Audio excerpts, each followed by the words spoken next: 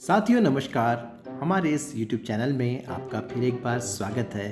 तो आज हम लेकर आए हैं बहुत ही मज़ेदार कहानी जिसमें है एक मगरमच्छ, एक कछुआ और एक गीदड़। जी हाँ, तो चलिए शुरू करते हैं आज की टॉय बेस्ड कहानी जिसका नाम है चतुर गीदड़। तालाब की सारी मछलियां तो मैं धीरे धीरे चट कर गया। अब क्या खाऊं?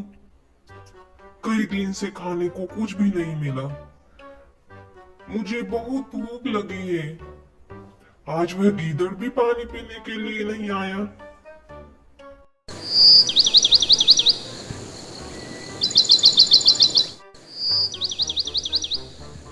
कहो भाई मगरमच्छ, क्या हाल है? सब ठीक तो है? इतने उदास क्यों हो? क्या बताऊं मित्र, भूख के मारे मेरे प्राण निकल रहे हैं।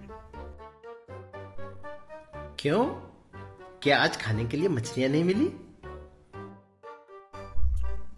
मछलियां तो कब की समाप्त हो चुकी। सोचा था कि गीदड़ मिलता तो आज का काम चलता, पर वह तो ऐसा चतुर है कि पकड़ में ही नहीं आता। हाँ, गीदड़ को पकड़ना तो बहुत कठिन है।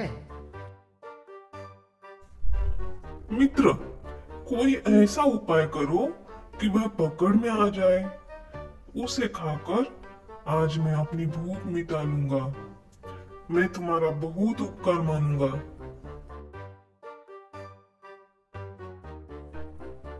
अच्छा, तुम कहते हो तो चला जाता हूँ। किसी तरह गीदड़ को इधर लाने का प्रयत्न करता हूँ। लेकिन इसके पहले तुम एक काम करो।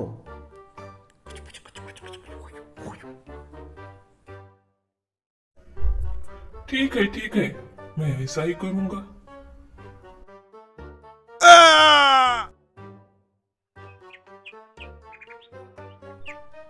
हाय, अब मैं क्या करूं? मेरे प्यारे मित्र को ना जाने क्या हो गया। अचानक उसके प्राण निकल गए। अब तो मैं बिल्कुल अकेला रह गया। क्या है भाई कछुए, क्यों रो रहे हो? मेरा प्यारा मित्र मगरमच्छ स्वर्ग सिधार गया। अब दुनिया में मेरा कोई नहीं रहा। क्या कहा? मगरमच्छ मर गया? अब तो मैं निश्चिंत होकर तालाब का पानी पी सकता हूँ। उसके डर से मैं कई बार प्यासा ही रह जाता था।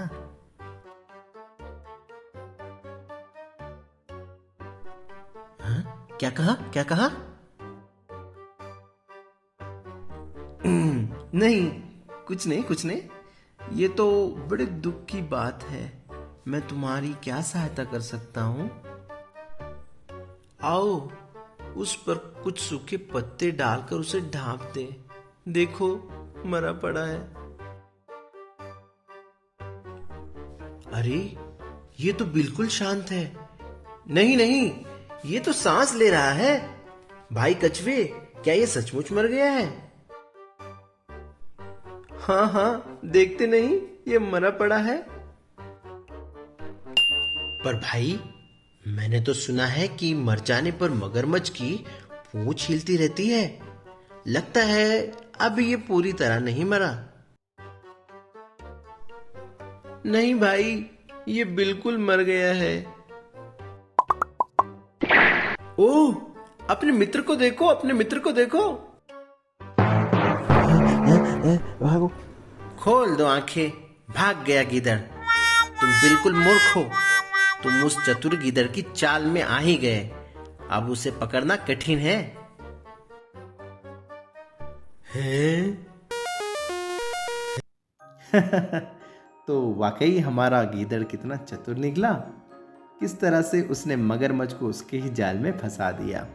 जी हाँ दोस्तों, तो अक्सर दोस्तों के साथ ये परेशानी आती है कि गीदड़, भेड़िया और लोमड़ी में वो फ़र्क करना नहीं जानते।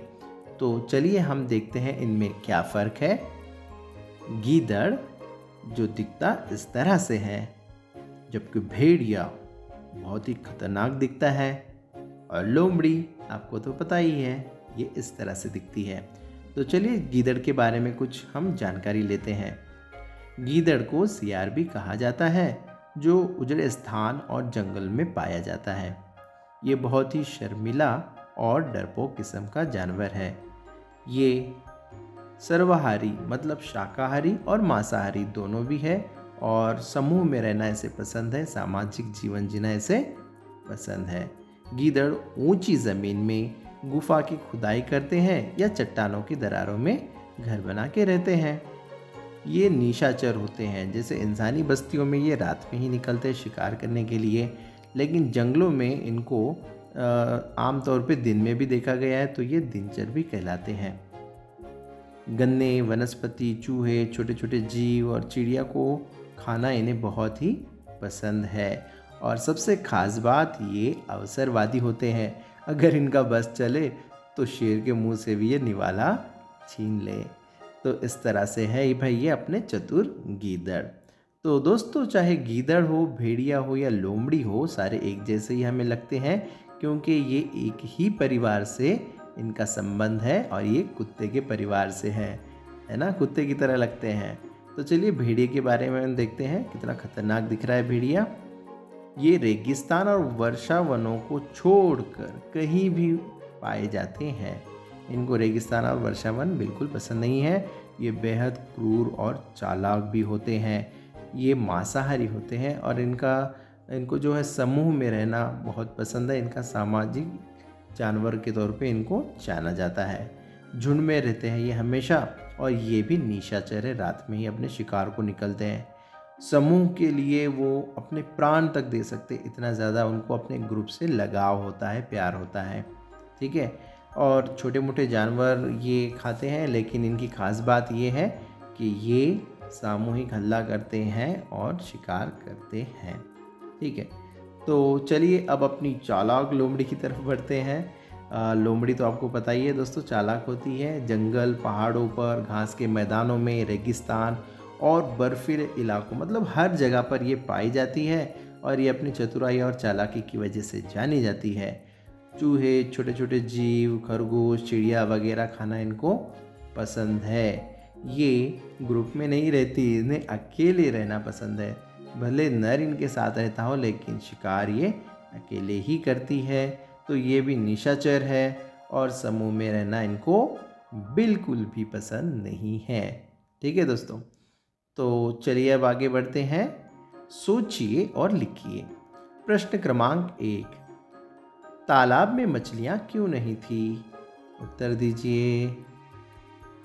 तो इसका सही उत्तर है तालाब में मछलियां इसलिए नहीं थी क्योंकि मगरमच्छ धीरे धीरे तालाब की सभी मछलियों को खा गया था, है ना? जी हाँ। चलिए अब अगले प्रश्न की तरफ बढ़ते हैं। कछुए ने क्या उपाय सोचा? सोचकर बताइए। तो इसका सही उत्तर होगा, कछुए ने मगरमच्छ से कहा कि वो मरने का नाटक करे जिससे वो गीदड़ को नजदीक ला सके। जी हाँ। चलिए अब अगला प्रश्न। प्रश्न क्रमांक 3, गीदड़ ने समझदारी कैसे दिखाई? देखिए बहुत ही आसान है इसका उत्तर। इसका उत्तर है, गीदड़ अपनी चतुराई से कछुए से कहता है कि मरा हुआ मगरमच्छ एकदम शांत नहीं रहता है बल्कि पूंछ हिलाता रहता है। गीदड़ की बात सच मानकर मगरमच्छ पूंछ हिलाने लगता है जिससे गीदड़ समझ जाता है कि मगरमच्छ जिंदा है। यह है इसका सही उत्तर। शाबाश। अब अगला प्रश्न। प्रश्न क्रमांक 4 है, गीदड़ को मगरमच्छ की सच्चाई कैसे पता चली? तो बताइए कैसे पता चली? बहुत ही आसान है जी। मगरमच्छ ने जैसे ही पूंछ हिलाई, गीदड़ को मगरमच्छ की सच्चाई पता चल गई कि ये मरने का नाटक कर रहा है। जी हाँ।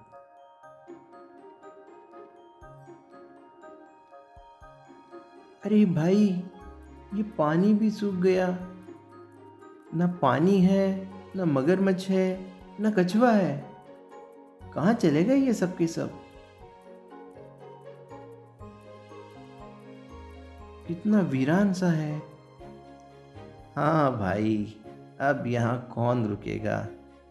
ना यहाँ पानी है, ना पेड़ पौधे, ना मछलियाँ। तो मगरमच्छ भी अब यहाँ नहीं रहता। वो भी अब दूर कहीं अपना नया घर ढूंढ रहा है। हाँ भाई, क्या करूं?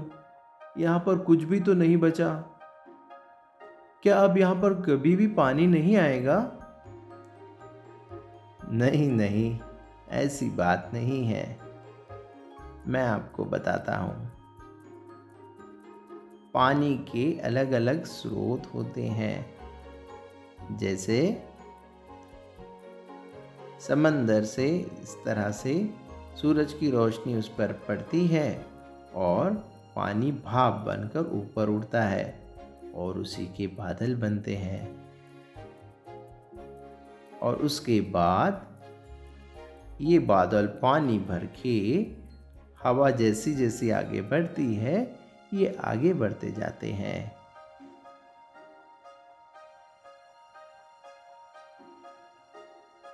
और फिर आता है अपने पानी का पहला स्रोत, वो है वर्षा यानी बारिश।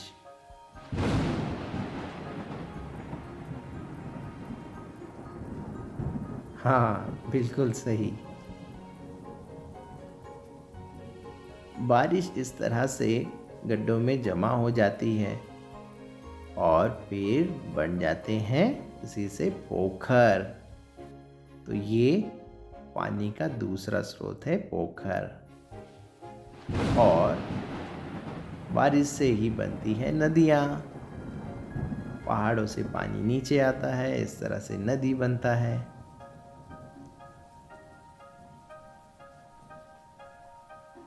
और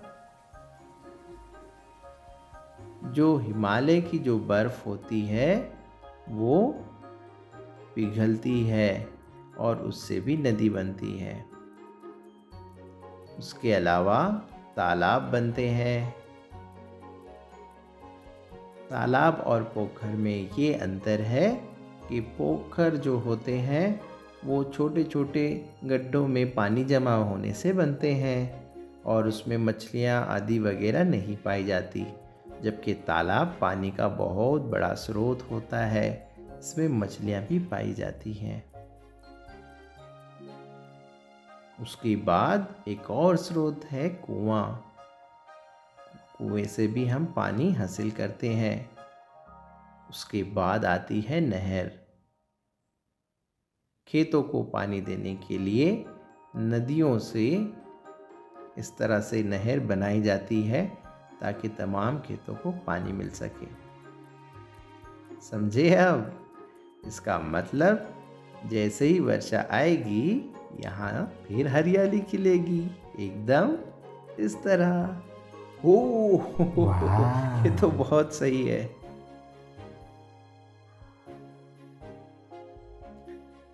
तो सही वाक्य बनाइए दोस्तों। अब देखिए, दो मित्र कहीं जा रहे हैं। इस वाक्य में द को क, म को ग और ह को प से बदल दिया गया है। इस तरह नया वाक्य बनाना है।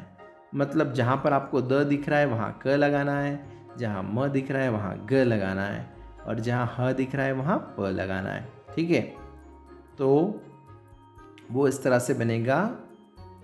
द की जगह हमने लगा दिया क तो वो बन गया को, म के जगह लगा दिया ग तो वो बन गया गित्र, है ना। तो इस तरह से हम आगे बढ़ें तो वो बनेगा को गित्र गी जार पे पे, है ना। मज़ेदार वाक्य। अब दिए गए वाक्य में आपको खुद लगाना है। इस तरह से आप करेंगे जैसे ल को ह और स को भ से बदलकर नया वाक्य बनाना है। जैसे यहाँ लिखा है, मैं बलूत सूखा सूखी लूँ। तो चलिए, ल जहाँ है वहाँ ह लगाना है। देखिए कहाँ पर है ल, बलूत। ल की जगह ह लगाओ तो बनेगा वो बहुत। ठीक है, उसके बाद सूखा तो स की जगह भ लगा दो तो वो बन जाएगा भूखा। है ना, और ल की जगह ह लगाना है तो वो बनेगा हूँ, तो वो बनेगा मैं बहुत भूखा या भूखी हूँ। जी हाँ, बहुत ही मज़ेदार। अब आगे कहानी में आए शब्दों का प्रयोग करते हुए वाक्य बनाकर लिखिए। कौन कौन से शब्द आए इसमें? कठिन, प्रयत्न, सहायता, प्यारा। अब इनके हमको क्या करने हैं? वाक्य में प्रयोग करने हैं। जैसे एवरेस्ट पर चढ़ना अत्यंत कठिन कार्य है। कठिन, मुश्किल कार्य है ना, तो इस तरह से हमने वाक्य बनाया। अब दूसरा जो शब्द था प्रयत्न, प्रयत्न से आप बनाइए प्रत्येक विद्यार्थी को प्रयत्नपूर्वक पढ़ाई करनी चाहिए। जी। अब आगे है शब्द सहायता, तो सहायता के लिए क्या बनेगा वाक्य? सभी को गरीबों की सहायता करनी चाहिए। तो आप अपनी मर्जी से भी नए नए वाक्य बनाकर लिख सकते हैं। अब प्यारा के लिए क्या बनेगा? एक सैनिक के लिए देश अपनी जान से भी प्यारा होता है। जी हाँ दोस्तों, अब ये बहुत ही मज़ेदार है। आगे नीचे दिए गए शब्दों के एक और अनेक रूप लिखिए। देखिए, एक मैंने यहाँ पर बना रखी है मछली, मक्खी, है ना, टोपी, तो उसको आपको अनेक शब्दों में लिखना है। जैसे मछली एक है, तो अनेक है तो क्या होगी? बताइए। एक मछली, अनेक मछलियाँ। जी हाँ, शाबाश। उसके बाद एक चूड़ी तो दो चूड़ियाँ। जी हाँ दोस्तों, बिल्कुल सही। उसके बाद एक मक्खी तो दो मक्खियाँ। शाबाश। एक लड़की है तो दो लड़कियाँ। बहुत सही। अब आखिरी है, एक टोपी है तो अनेक टोपियाँ। जी हाँ। अब सबसे आखिरी में बचा है, क्या है? ककड़ी है। ठीक है, तो अनेक ककड़ियाँ होगी। शाबाश बच्चों। तो ये है इनके एक और अनेक रूप। अब पता कीजिए और लिखिए जल व थल पर रहने वाले जीव कौन कौन से हैं और सिर्फ थल पर रहने वाले जीव कौन कौन से हैं। ठीक है, तो चलिए मैं आपकी मदद कर दूं। ऐसे जानवर जो जल व थल दोनों पे रहते हैं वो है, कौन है ये? सील, मेंढक, बताइए कौन है ये? खेकड़ा, और ये है ऊद बिलाव। तो ये है जल व थल पर रहने वाले जीव। ये पानी में भी जीवित रह सकते हैं और ऊपर ज़मीन पर भी। अब ऐसे जीव जो सिर्फ थल पर ही जीवित रहते हैं, जो पानी में जीवित नहीं रह सकते, तो बताइए ये कौन है? यस, बाघ। शाबाश। ये कौन है फिर? ये है हाथी। और फिर घोड़ा और जिराफ। जी हाँ बच्चों, शाबाश। तो इस तरह से आप और भी जानवरों के बारे में लिख सकते हैं। तो उम्मीद करते हैं आपको हमारा वीडियो पसंद आया होगा, तो इसको लाइक, शेयर और सब्सक्राइब करना ना भूलें। धन्यवाद। मिलते हैं अगले वीडियो में।